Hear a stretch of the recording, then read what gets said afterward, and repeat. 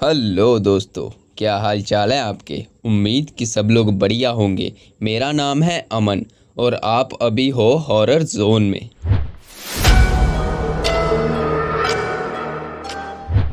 कुछ लोग होते हैं जिनको हॉन्टेड प्लेसेस विजिट करने में बहुत मज़ा आता है।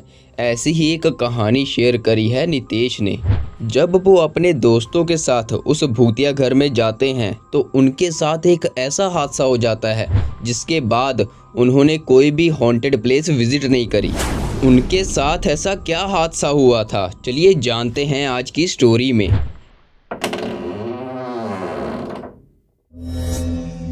मेरा नाम नितेश है और मेरी उम्र 32 साल है। मैं दिल्ली का रहने वाला हूँ। मुझे और मेरे दोस्तों को भूतिया जगह विजिट करने में बहुत मज़ा आता था। मैं और मेरे चारों दोस्त हर वीकेंड पर कोई ऐसी भूतिया जगह पर विजिट करते थे जिसके चर्चे लोगों की ज़ुबान पे होते थे। ये बात 1 साल और 2 महीने पहले की है। मैं और मेरे दोस्तों ने पहले से ही प्लान बना लिया था कि हमें कौन सी हॉन्टेड प्लेस को विज़िट करना है। एक्चुअली में वो एक हॉन्टेड हाउस था जिसके चर्चे उस गांव में बहुत फैले हुए थे। उस दिन हम 4 दोस्त थे, मिंटू, मोहन, राहुल और मैं। उस भूतिया घर की बहुत ही अलग अलग कहानियाँ थी। कुछ लोग ये बोलते थे कि वहाँ पर एक जिंदा आदमी को दफनाया गया था और उसी की आत्मा इस घर में भटकती है। वहीं पे कुछ लोगों का ये भी कहना था कि एक आदमी ने अपनी पत्नी और अपनी बच्ची को जिंदा जला दिया था और उसी पत्नी और बच्ची की आत्मा बदला लेने के लिए उस घर में भटकती है। आस पड़ोस वालों ने ये भी बताया था कि जो भी उस घर में जाता है उसकी अगले ही दिन मौत हो जाती है। ये सब कहानियाँ सुनने के बाद हम सभी और ज़्यादा एक्साइटेड हो गए उस घर में जाने के लिए। लेकिन हम सबको ये नहीं पता था कि वो सारी एक्साइटमेंट एक गहरे जख्म में बदलने वाली है। हम सभी दोस्तों ने ये डिसाइड कर लिया कि हम 6 बजे घर के अंदर जाएंगे और सैटरडे की पूरी रात उस घर के अंदर गुजारेंगे। देखो, हम सब ने पहले से ही कुछ भूतिया प्लेसेस को विजिट करा हुआ था। उनमें से कुछ जगहों पे हॉरर एक्टिविटीज़ होती थी और कुछ तो बस लोगों के द्वारा बनाई गई कहानियाँ ही थी। इस घर के बारे में सुनने के बाद हम सबको यही लगा था कि ये बस लोगों के द्वारा बनाई गई कहानियाँ हैं। किसी की ऐसे मौत थोड़ी होती है कोई घर में जाने से। जो ज़रूरी सामान था जिसकी हमें अंदर ज़रूरत पड़ सकती थी, उस सामान को हम लोगों ने पैक किया और एक साथ शाम को 6 बजे घर के बाहर खड़े हो गए। हम सभी अंदर जाने ही वाले थे कि पीछे से एक अंकल ने आवाज़ लगाई। अंकल बोले, बेटा क्या कर रहे हो, कहाँ जा रहे हो। मोहन ने बहुत ही एटीट्यूड के साथ जवाब दिया कि अंकल, हम सभी आज इस घर के अंदर कैंपिंग करने जा रहे हैं। अंकल बोले कि मरने का इरादा है क्या?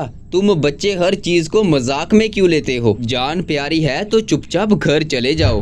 अब मिंटू बोला कि अंकल, हमारा यही काम है। फिर अंकल डायरेक्ट बोले, क्या काम है? मौत के मुंह में जाना। मिंटू एकदम चुप हो गया। अंकल फिर बोले कि बेटा घर चले जाओ, हर चीज को मजाक में नहीं लेते। इतना बोलते बोलते अंकल अपने रास्ते चले गए। हम सभी मिंटू का मजाक उड़ाने लग गए कि तेरी तो अंकल ने बोलती ही बंद कर दी। ये बोलने के बाद सभी हंसने लगे और हंसते हंसते घर के अंदर चले गए। उस घर के मेन फ्लोर पे 3 रूम थे और एक बड़ा सा हॉल था। बहुत सारा सामान इधर उधर बिखरा हुआ था। शाम के 7 बज चुके थे तो हम सब ने अपने आराम करने के लिए थोड़ी सी जगह की सफाई करी और घर के टूटे फूटे सामान की लकड़ियों से आग जलाई। ऐसा लग रहा था कि जैसे उस घर में तूफान आया हो, क्योंकि उस घर का सामान बहुत ही ज़्यादा बिखरा हुआ था। उस घर के मेन फ्लोर पे ही एक किचन भी था जिसके सारे कांच वाले बर्तन टूटे हुए थे। पूरा किचन जला हुआ था। हम सभी मेन फ्लोर पे ही इधर उधर घूमने लगे। 8 बज चुके थे और अंधेरा हो चुका था। सभी अपनी अपनी टॉर्च घर से लेके आए थे। थोड़ी देर घूमने के बाद हम सभी जलती हुई आग के पास जाके बैठ गए। खाना भी घर से ही लेके आए थे तो हम सब ने खाना खाया और टाइम पास करने के लिए एक दूसरे का मजाक उड़ाने लग गए। थोड़े ही टाइम बाद मैं और राहुल अपना अपना मोबाइल चलाने लग गए। रात के 11 बज चुके थे। धीरे धीरे सभी को सुस्ती पड़ने लग गई। मिंटू को शरारत सूझी क्योंकि हम में से सबसे ज़्यादा शरारती वही था। तो वो धीरे धीरे उठा और साइड में जाकर उसने एक लकड़ी उठाई और अपने बिल्कुल ऑपोजिट डायरेक्शन में उसने उस लकड़ी को फेंक दिया। आवाज़ सुनते ही हम सब अलर्ट हो गए और उस तरफ देखने लगे जिस तरफ से आवाज़ आई थी। हमारे पीछे से मिंटू भी आया और बोला कि क्या हुआ। हम सभी को पता था कि मिंटू शरारत करता है, तो हम सभी उससे पूछने लगे कि ये लकड़ी तूने ही फेंकी है ना, ये आवाज़ तूने ही करी है ना। मिंटू ने मना कर दिया। वो बोला कि यार मैं तो तुम लोगों के पीछे से आया हूँ, तो मैं आवाज़ कैसे कर सकता हूँ। अब राहुल को थोड़ा सा डर लगने लगा क्योंकि उसको वो सारी बातें याद आने लगी जो अंकल ने उस गेट पे कही थी।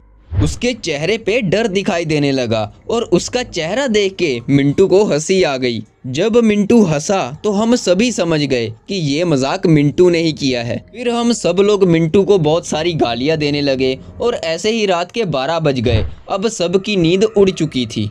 मोहन उठा और बोला कि चलो यार बोर हो रहे हैं, ऊपर के फ्लोर पे चलते हैं। सभी उठे और सीढ़ियों से ऊपर के फ्लोर पे पहुंच गए। ऊपर वाले फ्लोर पे भी 2 रूम थे और दोनों ही बेडरूम थे। ऊपर वाले फ्लोर से घर का मेन फ्लोर पूरी तरह दिखाई देता था। हम सभी जब दोनों रूम घूमकर एक साथ इकट्ठा हुए तो मोहन आग की तरफ देख के चिल्लाने लगा। जब हम सब ने पलटकर आग की तरफ देखा तो हम देख के शॉक्ड हो गए क्योंकि आग की एक लकड़ी हवा में थी। ऐसा लग रहा था जैसे वो लकड़ी किसी ने हाथ में पकड़ी हो। ये देखने के बाद हम सभी लोग चिल्लाने लगे और चिल्लाते चिल्लाते एक बेडरूम में चले गए। हमने बेडरूम का दरवाज़ा बंद किया और आपस में ही बड़बड़ाने लगे। देखो हम सभी ने ऐसी एक्टिविटीज़ पहले से ही देख रखी थी कि भूत होता है, वो डराने की कोशिश करता है। तो हम सभी इतने भी नहीं डरे हुए थे, बस शॉक्ड थे क्योंकि हम लोगों को इस घर की कहानियों पे विश्वास नहीं था। हम सोचते थे कि यहाँ पे कोई भूत नहीं होगा। हम सभी शांत हो गए और हम सभी को उस भूत के सीढ़ियाँ चढ़ने की आवाज़ सुनाई दी। हम सभी की सांसें चिल्ला चिल्ला कर फूल चुकी थी। राहुल बहुत ज़्यादा घबराया हुआ था और उसकी सांसें भी हमसे बहुत ज़्यादा फूली हुई थी। वो घबराहट में बेड पे जैसे ही बैठने लगा वो बेड एकदम से टूट गया, जबकि वो बेड देखने में बहुत मजबूत लग रहा था। हम सभी को किसी भी तरह से बाहर जाना था। सभी एक दूसरे को हौसला दे ही रहे थे कि हम सभी को दरवाजे की तरफ उस भूत के आने की आवाज़ सुनाई दी। उसने 3 बार दरवाज़ा खटखटाया और फिर जोर जोर से दरवाजे को तोड़ने लगा। हम सभी और ज़्यादा चिल्लाने लगे। इतने में बाहर दरवाजे से आवाज़ आई, अरे मैं हूँ वही बूढ़ा इंसान जो तुम्हें बाहर गेट पे मिला था। उसकी आवाज़ से हम सभी समझ गए कि ये तो वही बूढ़ा इंसान है जो हमें बाहर गेट पे मिला था। उस वक्त हम सभी बहुत ही प्रेशर में थे और कोई भी डिसीज़न लेने में सक्षम नहीं थे। मोहन सबसे आगे था और वो दरवाज़ा खोलने ही जा रहा था कि राहुल पीछे से बोला कि रुको, ये बूढ़ा रात को 12 बजे यहाँ पे क्या कर रहा है। सभी एकदम चौकन्ने हो गए और सभी सोच में पड़ गए कि यार करे तो करे क्या। इतने में फिर से उस बूढ़े की आवाज़ आई, दरवाज़ा खोलो बेटा, मैंने तुम्हें पहले ही मना किया था। फिर वो आवाज़ धीरे धीरे एक भूतिया लेडी की आवाज़ में बदलने लगी, मैंने तुम्हें पहले ही मना किया था इस घर में मत जाना, जहाँ पे जो भी जाता है उसकी जान चली जाती है।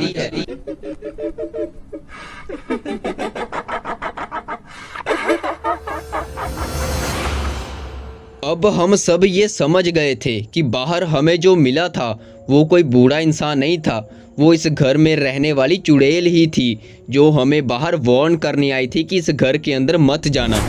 इतने में उस दरवाजे पे ज़ोर से झटका बजा और वो दरवाज़ा टूट गया। जैसे ही दरवाज़ा टूटा तो हमने देखा सामने तो कोई नहीं है, लेकिन फिर भी हमको किसी के पैरों की आवाज़ आ रही थी, जैसे कि वो चुड़ैल चलते हुए हमारी तरफ आ रही हो। उसने मोहन की एक बाजू पकड़ी और उसे घसीटते हुए कमरे से बाहर ले गई। हम सभी ने मोहन को अपनी तरफ खींचने की कोशिश करी, लेकिन दूसरी तरफ से इतनी ज़्यादा ताकत लग रही थी कि हम लोग मोहन को अपनी तरफ खींच नहीं पाए। उसने घसीटते हुए मोहन को बाहर ले जाकर नीचे मेन फ्लोर पे फेंक दिया।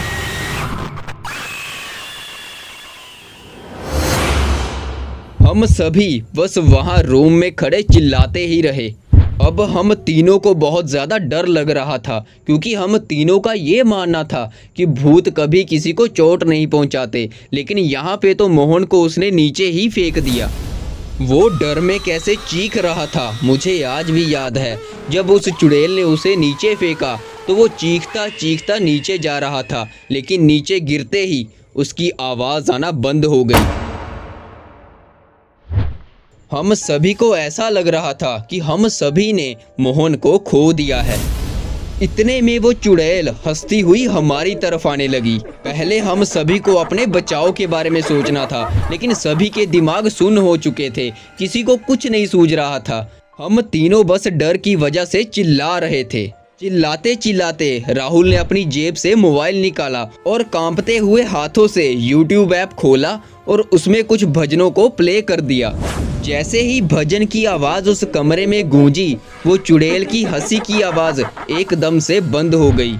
चारों तरफ एकदम से सन्नाटा हो गया। हम ये समझ गए कि उन भजनों का असर उस चुड़ैल पे हो चुका है। फिर हम सभी भागते हुए मेन फ्लोर पे गए। मेन फ्लोर पे मोहन बेहोश पड़ा हुआ था। हम लोगों ने मोहन को उठाया और अपना सामान लेकर हम सीधा हॉस्पिटल पहुंचे। अगले ही दिन मोहन को होश तो आ गया, लेकिन बदकिस्मती से उसने अपनी एक लात और एक बाजू को खो दिया। हमारी बेवकूफ़ी की कीमत मोहन को अपने शारीरिक अंग देकर चुकानी पड़ी। उस दिन के बाद हम सभी दोस्तों ने ये तय कर लिया कि कभी भी किसी भूतिया जगह पर नहीं जाएंगे।